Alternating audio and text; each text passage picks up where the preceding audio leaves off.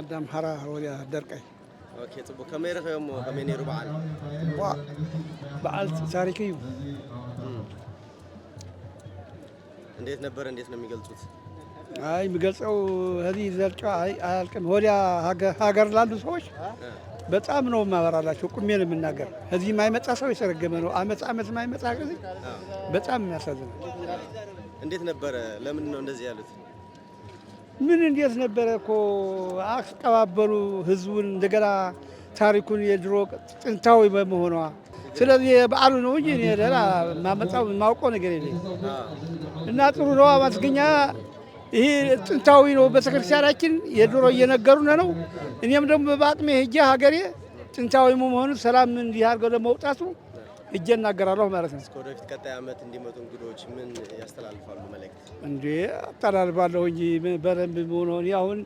አምና ይዘው ይመጣ ነበር ተስዬ ነበር ካምና ዛሬ ሻል ብሎ ተሽለ መጥቻለሁ ለከርሞ ደግሞ ሀቆዬ ደግሞ የደስደስ የሚገልጸው ይኖራል እንግዲህ أنا ممهر إزرا هاي المعرم يبال زمزا كله أبي سمرت أورجل ليو نانا وزي زمزا كله نا يدونا دسان خرب على نخارية متجزر له نا أكواورو بتعمي دس زيبليو أو من أسواني رسوا بس يتولى بوستها بزيلوا هم تزيلوا لبعض ملاك داويد ناتو قال تقبلنا سمعنا كنا مهر كنا بركات نقبل مثلنا أكوار بتعمل دس زيبل قصار عمت والخمسين سبوا خوزي بلز بزالة سلام ناي سلام قويتها يسوع كريستوس أقوانا صيفو ناوزي كله هزو كريستيان سوسيو بسلام نعمتاون هنا دسان أدونا مبزوهان ناي كله فترة أدو نبيتاችን ሰላም ታብጽሕና ናውዚ እና እየተመለተ ዘመሐልፎን ነብይታችን ወንዝል ምናማ ዚ አምላክ ናይ ሰላም ዘመን ይገረና ዚ አምላክ አከባበሩ ብጣዕሚ ደስ ዝብል እዩ ያው ተግዚያ ከዓሚ ናብ ለምዘበን ብጣዕሚ ከም ዝሪኦ ከም ዝግምቶ ብጣዕሚ ደስ ብዝብል መንገዲ ብዝበለጸ ኮይኑ ተኸውሩ ኢለ ኣነ ይግምት ማለት ካብና ዓሚ لمزبن بتفعل هاجرناون نبرة خستات حسام سلام يحشنا باسي تفعت نبر أو لمعتها يوم بمالت سلام دليم دمسو خاب جونداري خون خاب إرترا خون خم دمسو نا حمسة خنا مكان جوندارون خم دمسا زينا أثين الله سمع يلخمه بتعمل دس زيبل زي قصر اللوا أب باسي تفعت نبر لمعات ويدما بوسة زيركب زي أهم نحاول يو سلام حكينا ببعمته بزي بسلام خنا خورا يو كله هزا كريستيان أنا إلاو شومي نقاش تغلا يبان كاب عدواي زنورو لكن أخصو يزنب صبغواي نايلو زون بتعمي سبز حلو كابروون بتعم دز جينيرو حجيتي نشتي ناي كفتزراهو ناي تسبز حلنا تسبز حلو حجي ناي تزاط زوت تصقط سلو زلنا غصال نستاخلو نمبر بتعمي بالي كاب كالي كاب محراو زموصو لو كاب بزح كللات خون كاب كل إثيوبيا وشت زموصو لو بتعمي صبقي حليف قنجاي زلو دسيو نغصالهم كم زين خلنا تزنبر ناي خصم تنتاون سلو زغونه تكاورو نغصل بتعمي دز عمد كم يتأزول لك زلو لو تنتاي مسي تأزول تلكادو بعد دارتين عمت بعد دارتين قصقص إنجنير مس زنبر ناي كوينات نايتي حسيا زنبر حجيجن تزنبر نخصل دز زلني كخمزين نخصل لنا ناي لازم كفري زلي خمزين نخصل لنا قم تعمي دز قنجة زلو بالكانو كلهم زمل قطع أكلات يكونوا ألفهم ولا تعلم زكاة مزي ياو كعلفة زغل ملختي ياو كمزيلو سلام كوينلنا بتزني ناي تستاون يكون تزول دما ناي زي ناي خصم دس بالندي نخل جزء ناي بعلنا بتعمي زفتون ديو حجزي تزول ناي كالي بوليتيكات قريفهم كمز جيرهم نخاحوسنا بتعم دس اللي كان يغسلوا لي زي زرزر ما مدلاو ياو أنا نشتي يفتزرا هو ناي تستاخون كفت زول قد ما مدلاو بتعمل قرينا ملوفت فتشاخون تبع على زول تهزوون بعلو تستاخينه بتعم وحس خنا دس اللي كان بتعم دس لنا قنجي زلو تم تستاخونه بخالص أدرو أنت نازك جت تغيرلو تداليوم صروح يزردنا تعم قنجي دس والي الشيء أنا آمين خلنا أنا خير الله سمية دياكون تكلم مريم زي ميكائيل نمبالو يوم تاهت كشرينا እንዴት ነበር እንዴት አየው? በዓሉ በጣም ደስ ይላል። በጣም ደስ ይላል። ብዙ ጎበኝ ነበረ። ብዙ በዓሉን የሚያከብሩ ከየአካባቢው ነው የመጣ። በጣም ደስ ይላል። ካለፈው አመት ሲታይ በዚህ አመት በጣም ብዙ ሰው መጣል። በጣም ደስ ይላል። እስኪ ትግርኛ ቀጥለው ብትገኛ በጣም ደስ ይብል ትበዓል በጣም በጽቡቅና ተኸበረ እግረ ምሕጻብ ነይሩ ካብት ማል ጀሚሩ በየኹሉ አካባቢ ናይ ከህዝብ ከተማ አክሱም በቲ ዝነበረ ናይ ቀደም ከምቲ ናይ ቀደም ዝነበረ ናይ ጋሻ አቀባብላ ባህልና ብዝበለፀ እዮም ተቐቢልዎ እቲ ሕብረተሰብ ብጣዕሚ ደስ ይብል እግሪ ምሕጻብ ነይሩ ሕዝውን ድሕሪ ቅዳሴ በየከባቢኡ ቤተሰብ ዘይብሉ እቲ በሪሩ ዝኸይድ ፀበል ከይጣዕሚ ከይኸይ ተባሂሉ በየከባቢኡ ቁርሲ ተገይሩሉ መግለሲ ዘይብሉ ሰብ ወይ እውን ፀበል ጥዒሙ እናኸደ እዩ ማለት በየከባቢኡ ዳስ ተሰሪሑ እዩ እና ቀጻሊ ዓመት እውን ካብዚ በሊፅ ንኽኽበር ተስፋ ገብር ዓመት ዓቂርና ኩሉ ዘሎ ከባቢና ዘለዎ ጎረቤት ሃገርና እውን ተይቀረ ካብ ጎረቤት ሃገርና መፅኦም ንኽኽብሩ ሰላም ኮይኑ ዘለዎ ክልላት ከባቢና እውን ብዙሕ ሰላም ምስ ዘየለ ምዃኑ ከምቲ ዝድለ ከምቲ ቅድሚ ኩነታት ዝነበረ ድማ ካብ ክልል ኣምሓራ ይኹን ካብ ኣዲስ ኣበባ ብዙሕ ኣይመፀን ተዘኒሀ ብዙሕ ክለካ ከለኹስ ናይ ከባቢና እዩ ናይ ትግራይ እዩ ብዝበዝሕ ሰብ ክትሪኦ ከለኻ ብፐርሰንት ክረአ እዩ ካብቲ ቅድሚ ኩነታት ግን ቅድሚ ትውግእ ምጅማር ቅድሚ 2013 ግን ካብ ማእኸል ሃገር ብዙሓት እየን መፃ ነይረን ብዙሓት መኻኺን ብዙሓት በፃሕቲ ቤተክርስ በፃሕቲ ዓዲ ይመፁ ነይሮም ቀጻሊ ዓመት ሰላም ኮይኑ ብዙሕ ሰብ ከምቲ ዝነበረ ከምቲ ናይ ቅድሚ 2013 ዝነበረ ሰብ ዝነበረ ምብፃሕ ንኽኸውን ተስፋ ንገብር ማለት እዩ ካብ ዓመት ናብ ዓመት እናጠንከረ እዩ ዝነበረ ባህልና እናጠንከረ እዩ ዝኸብ ዘሎ ሕዚ እውን ብጣዕሚ ፅቡቕ እዩ ተቀባብላ ጋሻ ማለት እዩ ካልእ ዘይኮነ ተቀባብላ ጋሻ ሃይማኖትና ምኽባር እውን ያው ሃይማኖታውን ባህላውን በዓላትና ኣብ ህዳር ፅየን ፅቡቕ እዩ ኣብ ካልኣት ዋላ ዝሕልተለ ህዳር ፅየን ክትሪኦ ከለጋ ግን ብጣዕሚ ደስ ይብል ካብ ዓመት ናብ ዓመት ህዝቢ ከተማ ኣክሱም ትበዓል ብኣግባቡ እናኽበሮ እዩ ዝብላኒ ከም ውልቀት ትዕዝብተይ ማለት እዩ እሺ ያቕኒየለይ ያቕንሽ ኣሜን ከምዚ ዓመት እውን ደደቢት ሚድያ ይኹን ካልኦት ሚድያታት ትበዓል ናብ ሰማዕቲ ናብ ተመልከቲ ንኽተብፅሕዎ ተስፋ ገብር ካልኦት ሚድያታት እውን ከምኡ ናይ ከተማ ኣክሱም ባህልን ሕምብርቲ ስልጣነ እያ ነይራ ሕጂ ንድሕሪት እናተረፈት እያ ዘለኹም ሚድያታት ኣፋልጡልና ኢና ንብል ሸቐኒየል ሸቐኒየለይ መጀመርያ እንኳዕ ኣብፅሓና ንብሮ እንኳዕ ኣብፅሓና ሽሞም ካበይ ከም ዝመፁ ሽሞይ ተጋዳላይ ሙልጌታ ይበሃል ካብ መቐለ እየ መፅአ ያው በዓል ሕዳር ፅዮን ንምኽባር እየ መፅአ ከመይ ሪኦሞ ካብ ቅድመ ምድላው ጀሚሮም በዓል ሕዳር ፅዮን ናይ ልብዚ ዓመት ዘበዞን ዓመት 2018 ከመይ ሪኦሞ ትዕዝብቶም እንታይ ይመስል ማለት በዓል ሕዳር ፅዮን ኣብ ትግራይ ካብቲ ዝኽበሩ በዓላት ሓደ እንድዩ ፍልይ ብዝበለ መልክዕ እዩ ዝኽበር ቅድሚ 5 ዓመት ዝነበረ ፅንተት ተፈፂሙ እዩ ኣብ ኣክሱም ልዕሊ 1300 ዜጋ እዩ ሃሊቑ ብተነፃፃሪ ትምኸተ ምስ ተኻየደ ግን እቲ ሕብረተሰብ ናብ ዝሓሸ ባይታ መፂኡ ሎሚ ዓመት ካብ ኩሉ ካብ 4 ኩርናዕ ብተፈላለየ ማሕበረሰብ መፂኡ እቲ በዓል ይኽበር ኣሎ ኣብዚ በዓል ኣከባብራ እውን ካብ ጋሻ ምቕባል ጀሚርካ እግሪ ካብ ምሕፃብ ጀሚርካ እቲ ባህልን ትውፊትን ናይ ኣክሱም ብግልፂ ዘምህርን ዘንፀባርቕን ኮይኑ ረኺበዮ እየ እና እቲ በዓል እዚ ሕብረተሰብና ኣብ ዓመት ተሃንጢኡ ዝፅበዮ ስለ ዝኾነ ክቡርን ድሙቕን በዓል እዩ ኣብ ፀጥታ መዳይ መፂኻ ኣብ ኩሎም ግን እቲ ሕብረተሰብ ብፅቡቕ ተዋዲዱ እቲ በዓል ብፅቡቕ በዓል እዩ ዝሓልፍ ዘሎ እየ ዝብል እንታይ እዩ ሓደ ኣብ ናይ ትራንስፖርት እዩ ኣብ ትራንስፖርት ዘሎ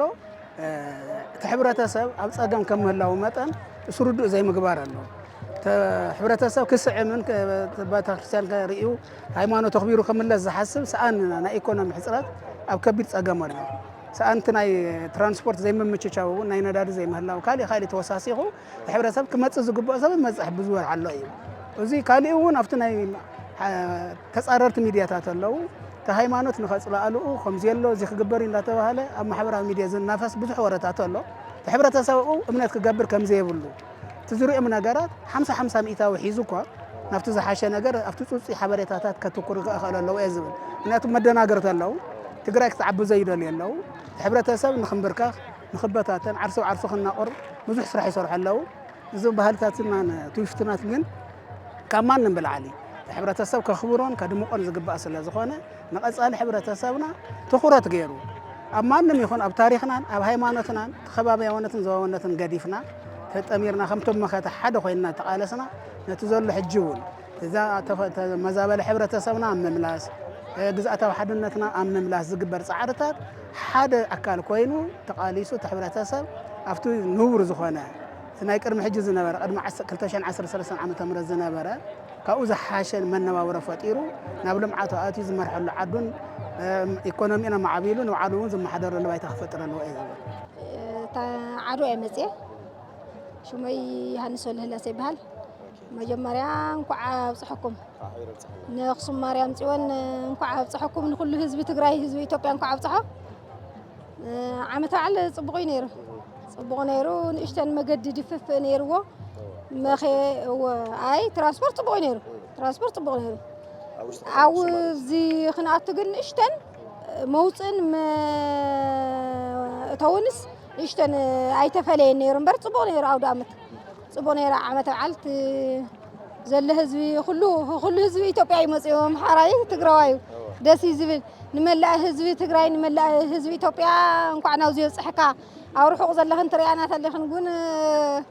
ኣብ ሃረር ድሬዳዋ ዘለኽን ዝማድናስ እንኳዕ ኣብፅሕክን ንብለክን ንኸም መበልክ እንደ ግዜ ክብልኪ ኣነ ኩሉ ግዜ ዝመፅእ ዋላ ቅድሚ ሕዚ ሃረር ነይረ እቲ ሃረር እናመፅእኹ እየ ዝኽብር ኣብ ድሬዳዋ ነይረ ግን ድሬዳዋ መፅእኹ ኣብ ትግራይ ካብ ዝመፅእ 5 ዓመት እየ 5 ዓመት እየ ይቀርብ ከመይ ረኺቦሞ ዓመትና ዓመት ዘሎ ለዘን ፍልይ ዝበለ እዩ ለዘን ብጣዕሚ ቆንጆ ብጣዕሚ ብዙሕ ህዝቢ እዩ ዘሎ ብጣዕሚ ሰብስ ካብ ዓቕሚ ላዕ ዘለ ደስ እዩ ዝብል ንእሽተን ናይቲ ሰላም ሙሉእ ኮይኑ እኳ ሰላም ተዘይኮነስ ጥሜትን ፃምን ከም ዘሎ ኮይኑ ንእሽተን ትራንስፖርት ንእሽተን ልውውጥ ስለ ዘለን ከዓ ሰብ ግን በዝሕ ኣሎ ብዙሕ ሰብ እዩ ዘሎ ደስ እዩ ዝብል ስነ ስርዓት ግን ብጣዕሚ ደስ ዝብል ደስ እዩ ዝብል ከም ዘሎ ኮይኑ ንቐፃሊ ክእረመሉ ንቐፃሊ ክእረሞም ዘሎ ሓደ ዓድና ሰላም ይኹነልና መሊኡ ሰላም ክኾነልና ኢና ንደሊ ካብዚ ዝኒአ ተፈናቃላይ ንዓዱ ክምለስ ኢና ንሕና ንምሕፀን ዘለና ኣብ ከይንዳ ተደውሩ እኒአ ህዝብና ሞ ኣነ ንባዕለይ ተፈናቀለ ካብ ክልል ውጭ ማለት እዩ ግን ከይንዳ ተደውሩ እኒአ ህዝቢ ዝናይ ምዕራብ ንሕናስ ናብ ዓድና እኳ መፂና ዝናይ ምዕራብ ህዝቢ ግን ንዓዱ ተዝምለስ ዝብኢ ይወልዕሎ ተፈናቃላይ ይጠመሎ ኣብ ጥሜቱ ኣብ ቁሪ ኣብ ካልእ ሽግር ስለ ዘሎ መንግስቲ እዚኣ ተዘርእየልና መንግስቲ ኢትዮጵያስ እዚኣ ተዘርእየልና ነናዓዱ ተዝመልሰልና መሬት ዓድና ሰላም ተትኸውን ሓራ ተዝወፅእ ትዝኒየ ፀላእ ዝበሃል ተዝወፀልና እና ተመስገን እንኳዕ ነዚ የብፅሐና ኩልና ተመስገን ንብለና ኣሜን ከምዚ ንዓመት ኣብ ሰላም ይረኸበና እዚኣ ኣብ ድራይ ኣነ እዚ ኣክሱም ቀሽተሰወላ ሃርያ ከመይ ነይሩ በዓል ከመይ ርዮሞ ኣይመስል ነይሩ በዓል ሕዳር ፅዮን ሕዳር ፅዮን ፅቡቅ ሕዚ እኮ መፅእ ኣነ ሕዚ ሞ ፅቡቅ ኣለኹ يحضر متخسيان نيرنا سنة ناسي سومري سلنا رجل جديد مسيح فزقن متاكن خميل لا تفليه وعلي ليه مسيح الناس كمان يرمو كمان يرمو سبور يلا هلو زين عمتنا عمت كما يخيل له بعلنا هيمانتنا هيمانة تسلاوت لي حنت نديا كاوروبا ما عري هيمانة أورتاز بقال له هو ما عري من الله هيمانتي سبوي إني هم درز الله خان أنا زحلف أنا قريب لين أنا هم تمام مسيان تفتح عندها شيء سومني سلزنا مرت أنا مسيان أبزي خسالة ميله أبزي أقولي إنها تمارك عمين ناتين خزي خسالة مسيان شو ما يمرن قسم الشاي بهال تاب شيرنا ثلاثة مسيان يا حدار رسين كاو كل عامت كم تناي كرم خورنا أزنور رئيس مسني حي يا بركز ولو كاو وش تعدي هون كاو وسأهون كاو كل التجري وسأ كاو ديساهم بركز ور جاي شو مسيان بصبوا تقبلنا بصبوا تستناجدنا لنا كافتنا إذا حلف أوانات كافتنا إذا نورنا جنسايد ورا حي أو زحشة من قصاص زولا زحشة قاوله زولا زحشة بزح حزبي يا خمسة لا تعزيه يا أو تعزك وب نا وش تجيب بتغرسان راح نموت بثرتا راح خاطر خلا خمسة لومبر يا استرف هنا تاتجن صبوا يا خاك قاوله هون كم مستنا بدهم كل نجارة صبوا كاو كله أجر خلنا إحنا أدخلنا أجر من حساب هون ولا تعداقون مس ما أتانو واقعي يكون نجار جالس الله ما أتاني مستنا قدام تأثير الشيء نجارات مالك أوه مستوعب تأثير الشيء نجارات كاو كله كابلعهون كم نستيهون ولا كل جزء نجارات ياو ما أتاني ترانسبورت كمان ترانسبورت أبوي كلا تنا تفتشنا ياو زخنا تحاوي سب نسانا سليت نجارات كياتنا كاو شيرنا وخصم كسبناتو ثلاث جزء كلا نورمال مجمرة وشير موتاو كلايا سرخلخا قصيلو أو وقرا قصيل خعني أو أخصم خنا دخلنا فتشنا تجارنا أتي مالك أو قعزون سلام متى تتصبوي بس أنا جينا ماتي يعني لنا دايت ميديا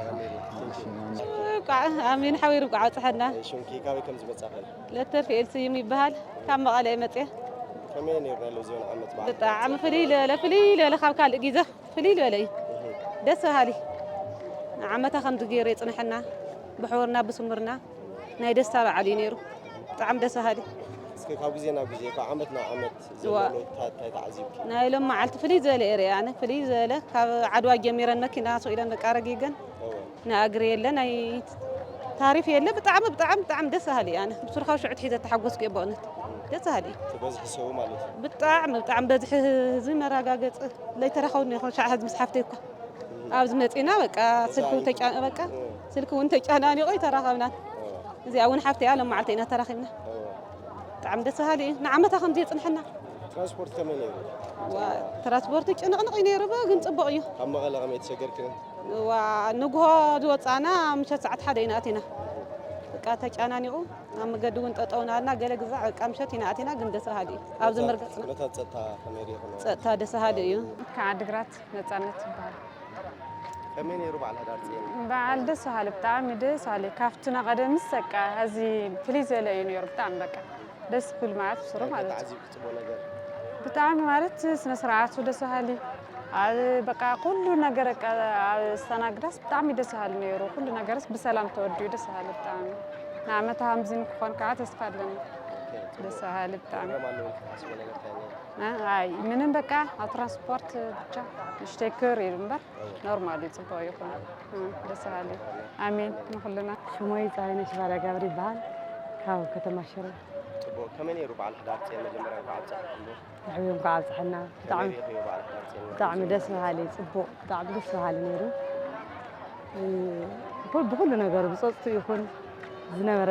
ኩሉ ነገሩ ደስ በሃሊ ነይሩ እንታይ ተዓዚብኩ ጽቡቕ ነገራት ካብ መንገድና ጀሚሩ ብጸጽታ ዝተሓለወ መጻጽዓ ኣብቲ ከተማ ባዕሉ ፈተሻ ይኹን ጸጽቱ ብጣዕሚ ደስ በሃሊ ነይሩ ኩሉ ነገሩ ጽቡቕ እዩ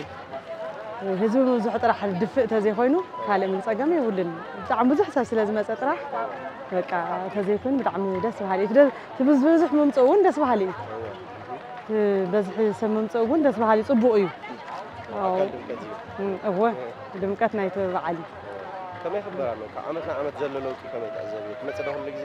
ይመፅእ ሕጂ ካብ ዓሚ ለብዘበን ይደምቕ ናይ ለብዘን ህዝቢ ይበዝሕ ደስ በሃሊ እዩ ዓሚ ንእሽተይ በቃ ብዘለዎ ማለት ቅርስታትና ተሓልዮም ብዘለዎ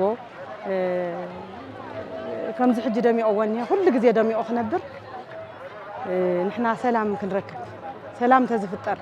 ዓድና ሰላም ተትረክብ ሰላም ተፈጢሩ ካብ ጫፍ ናብ ጫፍ ኩሉ ዘሎ ሕብረተሰብና ከምዚ ሕጂ ሰላም ውዒድና የኒና ኩሉ ግዜ ሰላም ክነውዕል ሰላም ተዝርከብ እየ ዝብል ካልእ ተዓባይ ንሳ እያ خالق قصيل زركبي زمصانا ካብ ወረዳ ስገዳ ጣብያ ልምዓት ሽሞይ ከዓስ ሰለሞን ይባሃል ጉዕዘ ብጣዕሚ ጽቡቕ ነይሩ ሓሪፍ ነይሩ ከምዚ ብጣዕሚ ምሕላፍ ደስ ይለና ከዓደሰልና መንገዲ ግን ብጣዕሚ ጽቡቕ ነይሩ ኩሉ ነገር በቃ ብሰላም ኩሉ ነገር ብሰላም ሓሊፍ ብሰላም ተከብራ ካብ ምድላው ጀሚሩ ኣብ ትራንስፖርት ፀገም ኣጋጥም ነይሩ ትራንስፖርት ብጣዕሚ ብጥንቃቐ ተመልኦ ነይሩ ፀጥታ ግን ብጣዕሚ ኣብ ጎንና ነይሮም بسنا سرعة مثلا من قد من حنت نجار بسلام مثلا من قد ولا حنت عيق فاز بها نجار سيلا صدتا قلنا نيرون بقى بسر دولو قلنا بحال هنا مثلا بسنا سرعة ساعتكم كم تاو جميل زلوت ناي بعد دباب خميريكم بتعمل بزقر ما كابراي خكندي بروعه كورنعه مسيوم بحال خندي انا كنت زي صبح ونري كنت سبك مسلي حسكون يرى بترش طعم قرم تقرمي أنا مجمرت هجزير ما عندي مسجدني أقسم مسيح فلتني طعم دسيني دسيني كلامك أنا عمتك عب سلام كل نجار بسلام تفتح كل نجار صبا كابصحنا مني شو ما يعني تعطي بال لما تأخذه تعطي على معت ورد سجدم طعمي كميري هاي وعلي دسوالني طعم دسوالني مجمر جزيرة دام تحسها سالسي عمتي سالسي عمتي مثلا بتاع عمد السؤال نير تقطعون حلو نير ولا ترانسبورت بتاع عمد السؤال نير هم هون ولا فعمتنا عمل زلوا لو تقنيت عزف كان طعمي نايلزن بزح سمت يا قال دسيلنا فكل عاد بقى متي دس سؤالي نايلزن فليزه بالولاد تقول حلو نير ولا ترانسبورت طعم قنجني هم هون لو طعمنا مسجن عمتك عكم زيارة خينا عين بعيني كم زقر وكعت تسفق برساخن بحدا خينا إيش تانك يو أنيل بعد تحكم كعت صح كعت حن تال متكرسنا بعد تحكم كل مون دديت هاي لو سلام بزا قطعم هاي سلام سلام تحيل أنا مستقر ودها له تانك شو ما يبري كده أنا مريم يزود بحر كاب نبغونا صبوا بتعمل دسوهالي أنا سكان نقط أمي بسوداني نيرحية مثلا أشوف دش عمتي هي نابزي زفق عني بتعمل زي مسجن نعم لا تجري من كل سلام يولي هو عند زلوا سلام بخمس زي نجار قصلا لو تصطم منهم مالتي يكون حيس صبوا إذا له قبل ليه نا بقصال نتخان عمري سودان زلوا تفر على زلوا تفانا قلتي بسلام كم أنا بسلام نعدي رجيتني أو خرج صرنا نسبيت سو مسؤول دم مسؤول الدم كراهو يزمني. السودان طعمي وش جرد رضرا منهم كفت زنورة نيكرم حيش نشي أورو جن إحنا جن خلنا مثلا حالنا بطعمينا حسائنا مثلا بمقدم علتي أنه على حي خلتور حساس تور حس قبل كاد مثلا أنا زرا أو من ما يولي كافت زنور نايو نحيي حيز جن كافت زلو عن كافتم كنت أنا متين يا عدي مريت تجري رجيتني أخو جن تم أوزلو حواتنا ولدنا متيوم سولدهم مسحواتهم نازم مريم أي حمد يوم كان كم زخمي أنا بمسوا عين متيسع مزلوه نخوم وخسعمو بتعمي إذا من نيت متلني إن أبتنا دوازلو سوات أبلو كويس نورو أبت مع عسكر مع قوي لو ما عندي وتأسمع خصم مريم مالتي بزلوا بقى عن وقعد حكم وقعد سالنا أنا سلام الله خميل لهم محاستيهم قراتي نورو كلهم ملا سدتنيا خوري يبلمات نا خورتي هاولي خوان عمت عورنا عمت خمس لو ما انا ازلو خواتنا مصي ماوز خمسه خورو طعمي تنيتي قلص زخلنا طعمي زمسجن طعمي زبل خوان خمس لو قصللو صطاون صبقلنا እንኳን አብሮ አደረሰን እስኪ ስምህና ከየት እንደመጣ ስሜ ዜና ይባላል ከአዲስ አበባ ነው የመጣሁት የሚገርም ነገር ለመጀመሪያ ጊዜ ነው የመጣሁትና ከጠበቅኩት በላይ እናም ደግሞ በጣም ከምታስበው ላይ የጠበቀኝ በጣም ደስ የሚል ነበር ድባቡም ሁሉም ነገር የህዝቡ ማቀባበል እንዲሁም ደግሞ ለማርያም ያለውን ህዝቡ ራስ ወላ ፍቅር ሁሉም ከፊቱ ታነበዋለህ ሁሉም ታየዋለህና እግዚአብሔር ይመስገን በጣም የሚገርም ጊዜ ነበር እናም ደግሞ ከጠበቅኩት በላይ ነው የጠበቀኝ የህዝቡ ማቀባበል ሁሉም ነገር በጣም ደስ የሚል ነገር ነበር ያው ከበዓሉ ጋር ተያይዞ ምንም ነገር አላየው እውነቱን ለመናገር ያው ምንም አዲስ ነገር አላየሁም እንደውም ከጠበቅኩት በላይ ነው ያገኘሁትና ሁሉም ነገር ደስም ይላል ደስታውንም እንዲሁም ደግሞ ከውስጥ ራሱ ለስታስበው እንጃ ከጠበቅኩት በላይ ስለሆነብኝ ነው ለዛ ነው ለወደፊት አሁን ባየሁት አናም ደግሞ እስካሁን ባሳለፍኩት ታይም በጣም የሚገርምም ስለሆነ ለወደፊት ራስ ወላ ባህሉም እንደዚህ ምንም ነገር እንከን ሳይኖረው ሳይበላሽ ባህላችንም ቅርሳችንም ጠብቀን ወደፊትም በመናከብረው በሚመጡ በዓላት ሁሉንም አንድ ላይ በፍቅር በደስታ ብናሳልፈው በጣም ሞር ደግሞ የተሻለ ይሆናል እንዲም ደግሞ እስካሁን ራስ ወላ ባህላችንን ጠብቀናል ለወደፊትም እንደምንጠብቅ ተስፋ አደርጋለሁ እሺ አመሰግናለሁ አሜን መልካም ቀን እሺ ቋሒሮ ጽሕና ዳርጼን ዓለም ይባሃል ካብ አዲስ አበባ የመጽ እሺ ከመሪ ኸዮ በዓል ቆንጆ ደስ ሃሊ አቀባበሉ ሁሉ ነገር ደስ ሃሊ ቋናው ዚና ዓመተ ከዓብ ሰላም ዓድና ሰላም ኮይኑ ኩሉ ተስተኻኺሉ ንዓመት ከዓ ንዓመተ ከዓብ ሰላም ይጽበረና አምላኽ ሰላም ንምነ ሓው ከመሪ ዓመ ለመጀመሪያ ጊዜ ዓመ አይ መጽ ነር ዓመውን ዝበለጸ ሕዚ ከዓ ናይ ለም ዘመን ከዓ ፍሊ ዝበለጸ እዩ ጣዕሙ ቆንጆ እዩ ንዓመታል በሰላም ዓድና ሰላም ኮይኑ ምለስ ይበርና أني اللي زحوي منهم كله تعريم يصو عندهم كعامي حزب طعمه أنجاي ناي ترانسبورت قابزح أنتني يجورنا هيك جورنا يوم كله تبقي تمسك دانايتي بان كابدي سباي متى بعد هرتين كنت شو منتن كميري خيو بتعمي دس بحالي ያው ዓመት ልመጽነርና ኢና ዓሚ መጻሁን ሎም ከዓመጼ እግዚአብሔር ይመስገን ደስ ይብል ኩሉ ዘሎ ድባቡ አቀባብሉ ካብ ኤርፖርት ጀሚርካ ደስ በሃሊ هو بتعمي ካብ ጊዜ ናብ ጊዜ ያው ጽቡቅ እዩ ካብ ኤርፖርት ጀሚርካ ከምት ዘልፋ ጸጥታ ኣሎ መንገዲ ሁሉ ተሰብ መቀባብላ بتعمي ደስ በሃሊ እዩ ያው ንዓመታ ኻን መጽና ኢልና ንሐስብ ያቀለለ አዋ መጽና ያው መጽዓአቲና አለዳ ትንሳኤ አያሌው ባለው ከደሴ ከተማ ነው የመጣሁት። ከደሴ እስከ አክሱም እንግዲህ በጣም ሰላማዊ ደስ የሚል ጉዞ አክሱምን ያሰብን ስንደርስ ደግሞ ካሰብነው በላይ ከንጹህ ልብ ውስጥ የሚቀዳ ደግነት፣ የሰው አክብሮት፣ መልካም መስተንግዶ የተቸረው ህዝብ መሃል እንደገና ታቦተ ጽዮን መገኛ የሆነውን አክሱም ጽዮንን በዚህ መንገድ አክብሮ መመለስ ደግሞ ሌላ የመንፈስ እርካታ አለው። ለሁሉም በስጋም በነፍስም ደስ ብሎን ነው የተመለስነው። እንዴት ነበር ጉዟችሁ? ጉዟችን በአጋጣሚ በየራሳችን መኪና ነበር የመጣ ነው። ብዙ ቦታዎችን የማየት እድል አግኝተናል።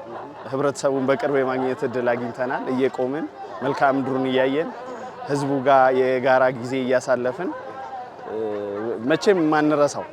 የትግራይ ህዝብን ከፍታ ያሳየ ጉዞ አድርገን እኛም ለአካባቢው ማህበረሰብ ለአካባቢው ህዝብ አጠቃላይ ለማህበረሰቡ ያለንን ግምት ከፍ አድርገን ፍቅር ጨምረን እንመለሳለን። እንግዲህ ለመጀመሪያ ጊዜ ነው የመጣሁት። እና እንዴት አየው? ለመጀመሪያ ጊዜ መጣ ተሰማን ስሜት? አዎ እንግዲህ ትግራይ በብዙ መንገድ በሃይማኖት በታሪክ ማህበረሰቡ በስብዕና የከበረ ህዝብ ነው፣ የከበረ አካባቢ ነው። ያንን የማየት እድሉ እንዲኖረኝ ይጓጓ ነበር። ስለዚህ ይሄንን በሺህ ዘመናት የሚቆጠር ታሪክ ያለው አካባቢ ቦታው ላይ ተገኝቶ መጎብኘት በራሱ ትልቅ ስሜት አለው። ማህበረሰቡ ጋር ያለ ሀብት አለ። እንግዳ እንዴት መቀበል እንደሚቻል ለእንግዳ ምን ያክል አክብሮት እንደሚሰጥ በቦታው ላይ ተገኝተን አየን። ከዛ ተፈጥሯዊ ሀብት ደግሞ አለ። መልክዓ ምድሩ በጣም የሚያምር መልክዓ ምድር እያየህ ነው የምትመጣው። የዚህ ሁሉ ጥርቅም ሲሆን ደግሞ በቃ ደስታህ በጣም ወደር አይኖረውም። ይሄ እንግዲህ ለበርካታ ዓመታት ሲወርድ ሲዋረድ የመጣ የኦርቶዶክስ እምነት ተከታዮች በደመቀ ሁኔታ የሚያከብሩት በዓል ነው። እጅግ በጣም ብዙ ህዝብ ነው የመጣው። ያንን ህዝብ ተቀብሎ ህብረተሰቡ ሁሉ ደግሞ የሃይማኖቱ በረከት ተሳታፊ እንዲሆን ተካፋይ እንዲሆን በሆነ መንገድ ስለተከበረ በጣም ደስ ይላል። በጣም ትልቅ ነገር ነው። እንግዲህ እግዚአብሔር በፈቀደልኝ መንገድ ሁሉ ይሄንን በየዓመቱ መጥቶ ይሄን በረከት መካፈል በጣም ምኞቴ ነው። ሃይማኖታዊ በዓሉ መቼም በቃላት የሚገለጽ አይደለም። ሁሉም የኦርቶዶክስ እምነት ተከታይ መጥቶ ቢያየው ቢያከብረው ትልቅ መንፈሳዊ የሆነ ዋጋ ያገኛል። ከዛ ባለፈ ደግሞ አካባቢውን ማየት ከማህበረሰቡ ጋር ጥብቅ ቁርኝት መፍጠር ባህሉን ወጉን ማወቅ ደግሞ ሌላ የመንፈስ እርካታ ይጨምራል። አክሱም ማርያም ሁላችንንም ለሚቀጥለው ዓመት በሰላም ያድርሰን፣ ደግሞ በሰላም የምንገናኝ ያድርገን። እንመጣለን ብለን ተስፋ እናደርጋለን። ሰላም ለሁሉም አስፈላጊ ነው። እኛም ትግራይ ምድር በመጣን ቁጥር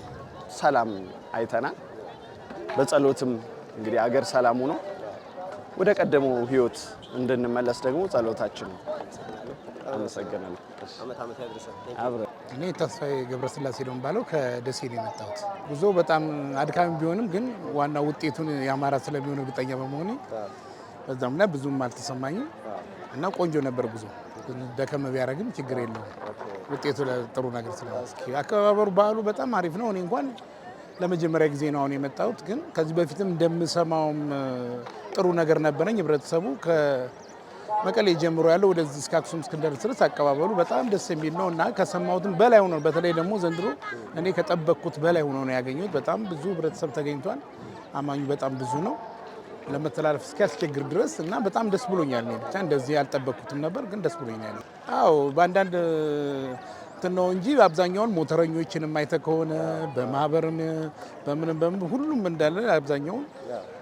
ጥሩ እንትን አለው። አዎ በብዛት ነው የመጡት። እኔም እዚህ ራሱ እዛም አውቃቸው ነው በብዛት እያየኋቸው ነው ያለሁት እና በጣም ደስ ይላል። በቃ ግዴታም እምነታችንም ስላገናኝን ደስ ብሎናል። አዎ በጣም ነገር ያለው ቅድም እንደነገርኩ ነው። እኔ ያው በታሪክም እና አንዳንዴ በእንትን ነው እንጂ የማየው አክሱም ያው የመጣሁት የመጀመሪያ ስለሆነ ብዙም እንዲህ ነው ብዬ ባልነግርህም ግን ከምሰማውም አንፃር ጭራሽ እኔ ተለይቶኝ ራሴ ምን አለፈ ባልሄድ ሁሉ ደስ ይላል። አካባቢው ምናምን ያለው እንትን ህብረተሰቡም ያለው እንግዳ ተቀባይነቱ ሁሉም በፈገግታና ስቆ ነው የሚቀበልህ ምናምንና ያለው በጣም ደስ ይላል። በተለይ ደግሞ ጽዮን በጣም ከጠበቅኩ በላይ ነው ያገኘሁት። ደስ ይላል ሁሉም ነገር። በቃ ለዛ እንኳን አስተይ ብዙም እንትን አይደለሁም ለመሰለ በቃ እኔ መጀመሪያ ነኝ ገባ። ሁሉን ነገር በግርምት ስለሆነ የማየው ሁሉም ነገር ለኔ የሚያስደስት ነው ገባ። አሁን ብዙ እንደዚህ አይነቱን ነገር መስጠት የሚችለው አዎ የደጋግሞ የመጡት ምናምን ይሄን ነገር ሊነግሩ የሚችሉት እንጂ ለኔ ግን አሁን ሁሉም እንቅስቃሴ ዩኒክ ስለሆነ በቃ ደስተኛ ሆኜ ነው ያለሁት እና እንዲህ ነው ብዬ እንትን የምለው ነገር የለም። ሙሉ ደስተኛ ነኝ። በጣም አመሰግናለሁ። ምን ችግር የለም። አልማዝ አበራ ካብ ዓዲግራት በዓል ህዳር ጽዮን 2018 ዓመተ ምህረት ከመይ ሪእዮ? ብጣዕሚ ቆንጆ ዋላ ሰላሙ ይኹን ኩሉ ነገሩ ድባቡ ካብቲ ማድ ጀሚሩ ብጣዕሚ ቆንጆ ከም ዝፈለኽን ጀሚር ከን ዝነበረ ቃብላ እንግዶት ናይቲ ከተማ ጽቡቕ ካብ መጀመርያ ጀሚርና ብጽቡቕ ተቐቢሎምና እዚ ቤተ ክርስቲያን ኣቲና እውን ብሰላም ምሽና ወፂና ብመዓልቲ እውን ኣብዘርፊድና ጽቡቕ ድላ ከምዚ ከዓ ንዓመታ ብሰላም ምስ ደቅና ይፅንሕና። ዓመት ንዓመት ከመይ ይኽበር ኣሎ? ንመጀመርያ ግዜ ድዩ ወይስ ኩሉ ግዜ ትመፅእ? ኩሉ ግዜ እየ ዝመፅእ። ጽቡቕ እዩ። ዓመት ካብ ናይ ዓመት ዓለም ዝበለፀ ዓመት ጽቡቕ እዩ። ክስተኻኸለሉ ኩሉ ነገር ምንም ሰላሙ ምናምን ሕዚ ዋላ ዝነኽአና ሰብ የለን። ከም ፀጥትኡ እውን ብጣዕሚ ቆንጆ እዩ። ጽቡቕ ሰዓት ስዒምና ከዓ ዓድና ንኸይድ ኣለና። ብጣዕሚ ዝረም ነገር የብሉን ቆንጆ እዩ። ብበኩለይ ማለት እዩ ዝረኸብክዎ ሰላም እዩ። ቀጻሊ መሓዝትኪ ቤተሰብኪ ስድራኺ ደቂ ዓደኺ መፅኛ ከፍራ ትሕልፍዮ መልእኽቲ በቃ ንዓመታ ከዓ ብሰላም ይፅናሐና። ደቀይ እውን መፅኦም ክስዕሙ ይምነ ብሰላም ከዓ ይፅንሐና።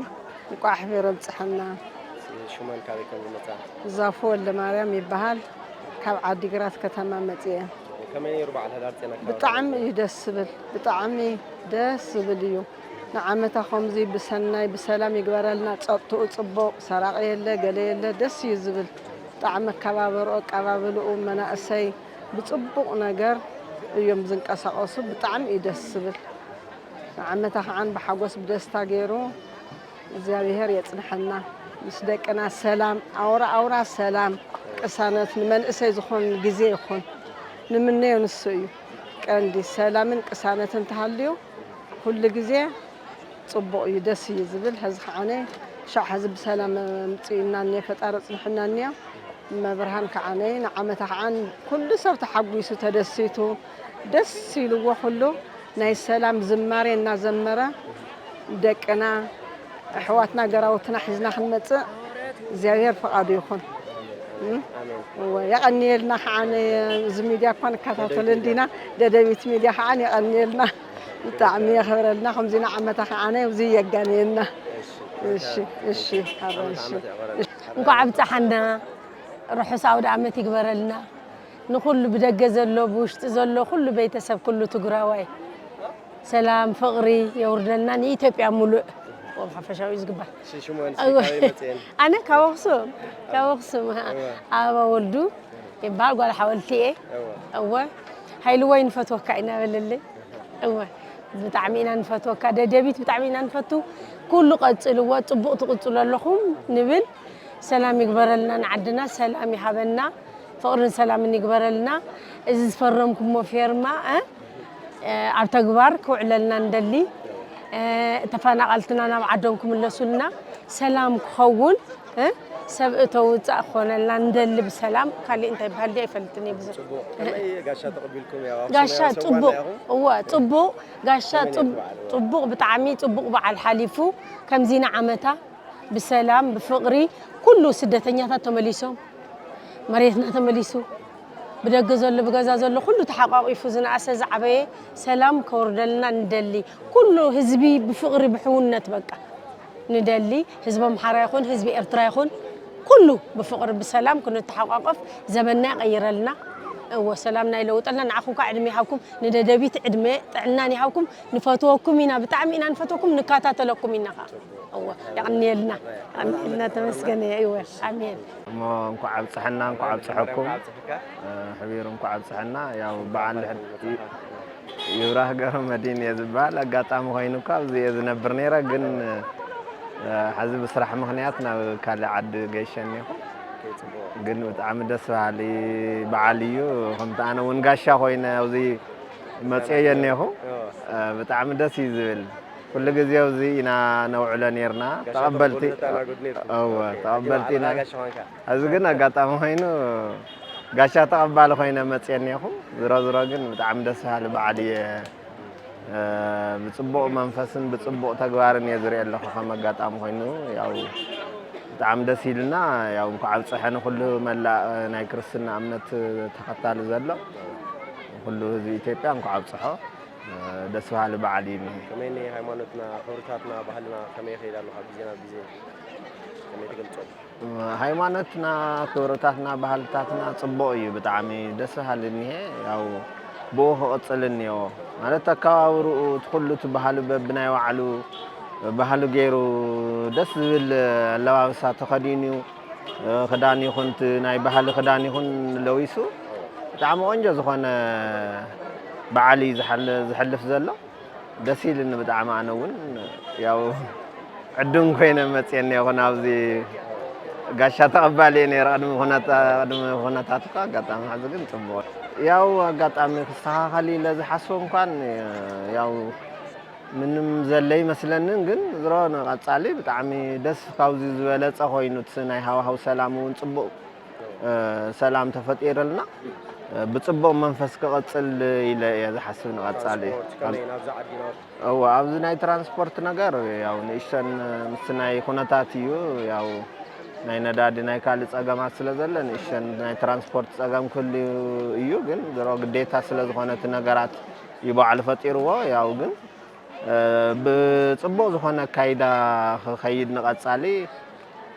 بزلص خعن خابز بزح يلتسبناون بزح استرف قطام بزخنا ترانسبورت دي بخال دي زي ما تصخل سلازخل እግዚአብሔር ዓመትና ዓመት አወርና خعني ያው ካብዝ بزح ይሉ خمص ተስፋለን ንቀጻለ ማለት ኦኬ ወረታ ያለይ ዓመትና ዓመት ያወራና አሜን አሜን ያን ያለይ አነም ጣሜ ዘምስገድ ስማው ሰላም መጋቢ ሐዲስ ኃይለ ሥላሴ ግርማ ይባሃል ኣብ ወረዳ ከተማን ትጮ ስብከተ ወንጌል ኮይኑ እሰርሕ ክብረ በዓል ናይ ሕዳር ጽዮን ናይ 2018 ንምኽባር እየ መፅአ በረከት ንምክፋል ካብ ታቦተ ጽዮን ካብቶም ብፁዓን ጳጳሳት በረከት ንምቕባል እየ መፅአ እዚ ድማ ናብ ብፁዕ ኣቡነ ሰላማ نأم كتير أيام يعني هو عاوز يخمر يكون إنه هو كم يريخ يوم بعد هدار تيانا كاورو تاي مسل كم يتحزي يومه بعد هدار تيانا نعيل الزين بتعم قرمي بتعم دسيزل كدي ساعة سجلت اللي يمسيو تبي يعمل يمسيو بقى ولا تي نايت هزوي كاشام قبالي هون هسقة أجر سرعة هسقة أجر جميرو كساعة زي حزز فصام بتعم دسيزل ها تعم زي حقوسي بتعم ها سلام ورقعتو دسيل تي دينار السلفيناي توم كهناتي هالصيون اللي كاونتر هالصيون دينار محليته يكون سلفي يكون نحسن مرتبيت يكون وتذكر مجلس كلون حق هذا اللي ينير دسيل بتعم كابوزينا بوزي خمي خبر الله هيمانتنا خمي خيدار لما يحسوا هيمانتنا خمي خيدار لما يحسوا نزل صبوع تأيو هيمانتنا بمنفساونته مسك زهر بزلوا ركب تودع دار زيولو زيولا قنعتها هيمانتيا انتاويتو ونيا حيلك زهر ونا أيو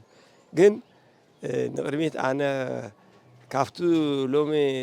زنوارة لعله سلام نقيسو بدم كات خبر الله ويلي أتحسن بدمقت خبر اللو بزبلص خبر اللو كاو زنقفت هالو ون افتو اخصم منفساويت كتما يتبحال بخصادون غويلا نيرو نتبعل زي يقلص نتعد زي يقلص غويلا نيرو تغويلا خترف اللو تزفنس كترف اللو منياتو ناي زفن معالتي يكونن يقدسنا معالتي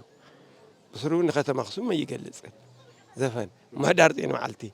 زي كقر اللو ولا بالتاريخ عانه بدنب تطنخير منفساونتو زكريستيان كله دنبي تي هايمانوت كركولو تحدث تولد تركيو كبارات علو وش اذنيو قنقنا نت هايمانوت زبلزو ناي معراب عالم قال زياتهم وين بدنب منغست تخاتاتيلو زيهم بويتهم يخزلنا لو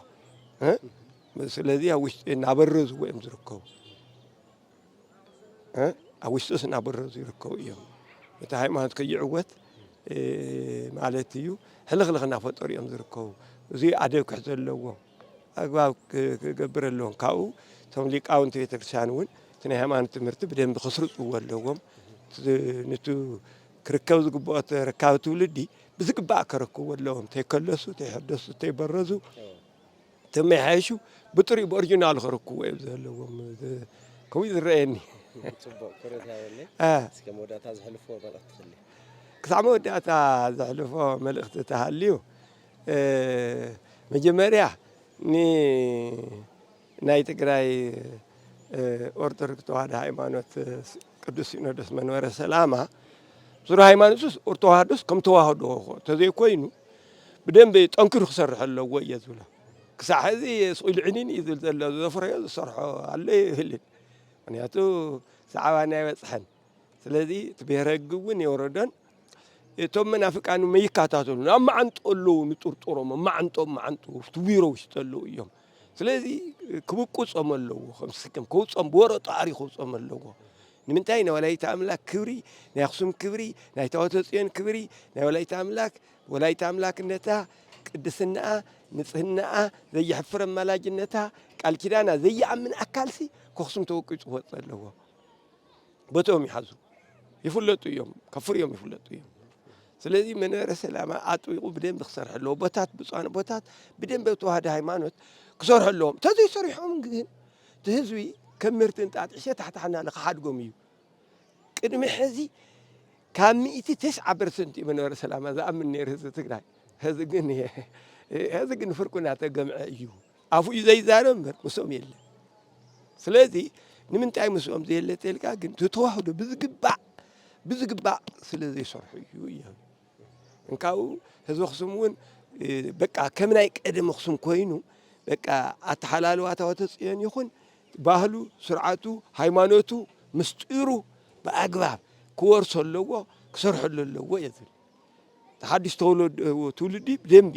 ጥንታዊ ኣክሱም ኮይኑ ክርከብ ኣለዎ የዝብል ብሃይማኖቱን ብተግባርን